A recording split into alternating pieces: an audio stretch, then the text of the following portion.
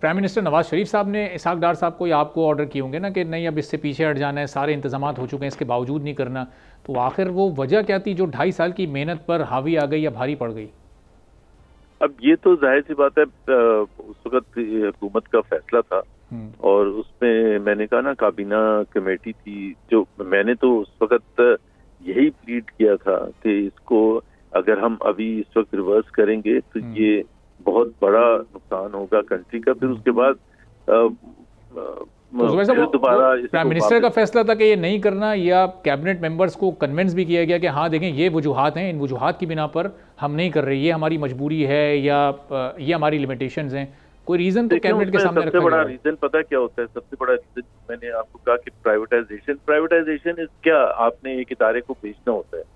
It is just like किसी इदारे को भी आपने अपने घर को बेचना है, अपनी कार को बेचना है, तो वो क्यों आसान होता है और ये क्यों मुश्किल होता है? वो इसलिए आसान होता है कि उसमें कोई पॉलिटिकल ऑपोजिशन नहीं होती, उसमें लेबर का नहीं ताल्लुक होता, स्टाफ का नहीं ताल्लुक होता। इसमें जो सबसे बड़ा मसला होता है वो ये होता है कि जी हजारों जो PIA के मुलाजमीन है, क्योंकि जो पोटेंशियल बायर है वो कहता है कि मुझे 15,000 नहीं चाहिए एम्प्लॉयज, मुझे तो 5,000 चाहिए, आप 10,000 फारिग करें। सबसे बड़ा चैलेंज ये होता है, तो उसको कैसे आपने बैलेंस आउट करना है, कैसे नेगोशिएट करना है और ये सारी चीजें करनी। तो ये और इसकी वजह से बनता है पॉलिटिकल मसला कि जिस तरह फेस्को था, फैसलाबाद इलेक्ट्रिक सप्लाई कॉर्पोरेशन, उसमें जाहिर है जो पोटेंशियल बायर्स थे उन्होंने कहा था कि हम हमारे लिए जो सबसे बड़ा मेरे लिए जो चैलेंज था कि हमने पोटेंशियल बायर्स को कन्विंस करना है कि अभी आप इनको ना निकालें, आप इनको 1.5 साल या 2 साल का पीरियड दें, उसमें आपको इनको वो चैलेंजेस दें, और अगर ये उस पर नहीं उतरते तो फिर आपका राइट होगा कि इनको फारिग करें, और वो भी गोल्डन हैंडशेक के थ्रू।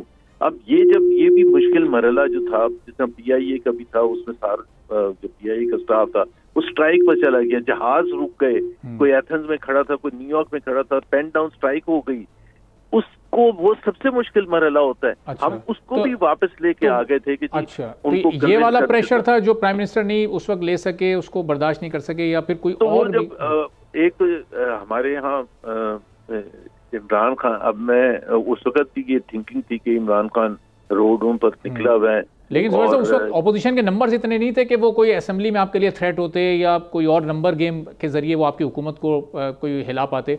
आपके पास भरपूर उस वक्त अक्सरियत थी।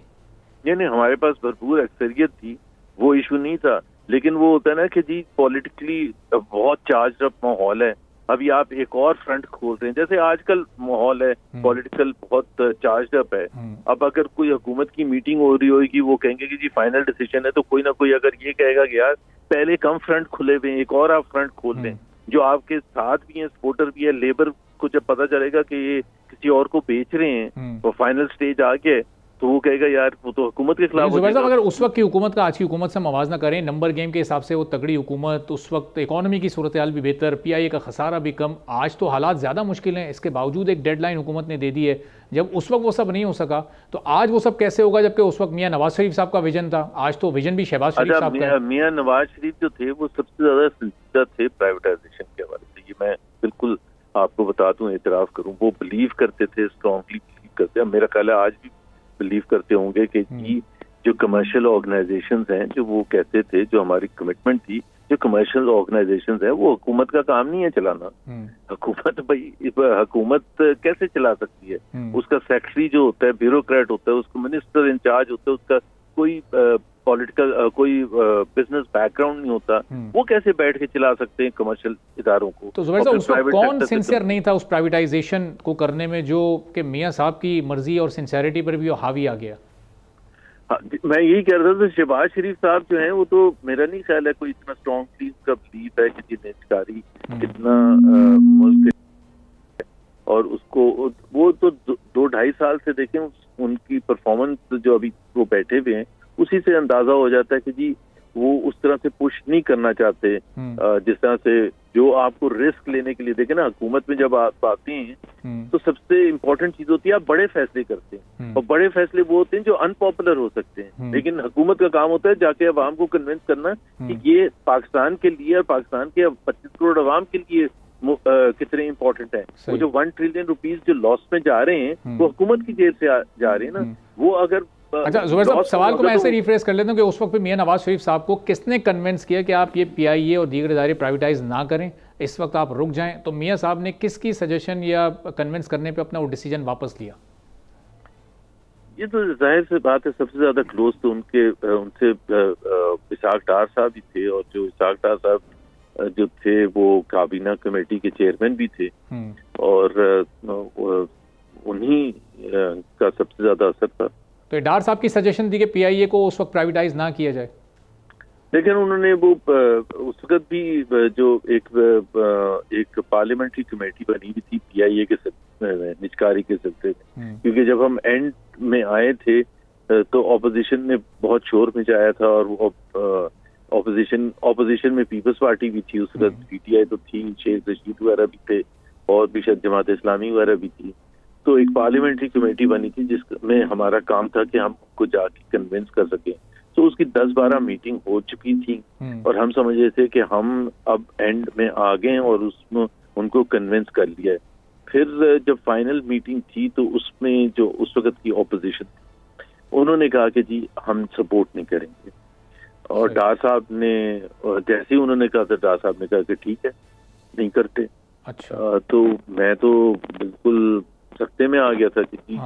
और उस वक्त ये डार साहब के इनकार से फिर ओवरऑल कितना नुकसान हुआ होगा? जो 2-2.5 साल की आप लोगों की जो मेहनत थी, जो इन्वेस्टमेंट थी, जो फाइनेंशियल एडवाइजर्स को आपने पैसे दिए, दो नुकसान होते हैं ना। एक तो फाइनेंशियल लॉस होता है कि आपने जो जब पाकिस्तान के फाइनेंशियल एडवाइजर्स नहीं थे, इंटरनेशनल बाहर के थे, तो डॉलर्स में पेमेंट्स की गई होंगी उनको भी, करोड़ों डॉलर्स में। बिल्कुल डॉलर्स में, मिलियंस ऑफ डॉलर्स पेमेंट, क्योंकि वो भाई अगर आप फाइनल स्टेज पर आके नहीं, वो तो आपको एक स्टेजेस में करते रहते हैं आप, और लेकिन अगर आप खुद फैसला करें कि आपने नहीं आगे जाना, तो फाइनेंशियल एडवाइजर को तो आपको पूरे पैसे देने होते हैं ना। बिल्कुल। वो तो कहते हैं भाई आप अपनी मर्जी से रुक गए हैं, मैंने तो नहीं आपको कहा था, मैं तो आपको करके पूरा कंप्लीट करके छोड़ता। अगर मैं ना कर सकता तो वो और बात होती, आप मेरे पिछले भी काट लेते। और तकरीबन 35 कंपनीज थी, 35 कंपनीज। अब आप अंदाजा लगा लें, अभी तो सिर्फ 6 हैं, आप देखें अभी तो सिर्फ 6, और वो भी लोकल हैं। अच्छा, वो नहीं, 35 कंपनीज, मतलब जिस तरह नॉन डिस्ट्रीब्यूशन कंपनी थी, PIA, steel mill, house building corporation, वो उन सब का प्रोसेस चल रहा था, क्योंकि वो तो एक दिन तो नहीं सारे बेच सकते थे ना। आप मार्केट में लेके जाते हैं, पहले वो 3 आ गए थे, हमारा प्लान ये था कि जी इन 3 को हम आगे लेके आएंगे। आपको पता है सबसे ज्यादा लोगों का भी, आम पाकिस्तानी का भी, जब आप बात करते हैं बड़े हाथी, तो पीआईए स्टील मिल। तो हमने कहा पीआईए स्टील में सिंबॉलिक भी होगा, बड़े भी हैं, मुश्किल भी है, वो निकल जाएंगे तो फिर उसके बाद, और फिर फेस्को निकल जाएगा तो उसके बाद फिर आसान हो जाएगा। बाकी सबकी तो ड्यू डिलिजेंस और जो फाइनेंशियल एडवाइजर्स थे वो काम कर रहे थे, प्राइवेटाइजेशन कमीशन में जो जितने भी लोग थे वो सब काम कर रहे थे। तो वो एक एस्पेक्ट था जो कि बड़ा इंपॉर्टेंट मेरे अपने हिसाब से। तो ज़ुबैर साहब, वो तो चूंकि सब आपने बड़ा करीब से एक्सपीरियंस किया, सब कुछ आपके सामने हो रहा था, तो अब अगर ये अक्टूबर के पहले वीक में चंद घंटों पहले एक बार फिर सब कुछ रिवर्स हो जाता है, तो उस पर तो आपको कोई हैरत नहीं होगी, चूंकि वहाँ तो मामला बहुत आगे निकल चुके थे। नहीं, हैरत तो फिर भी होगी, कि हैरत से ज्यादा अफसोस होगा। सब्सक्राइब करें और बेल दबाएं ताकि कोई खबर रह न जाए।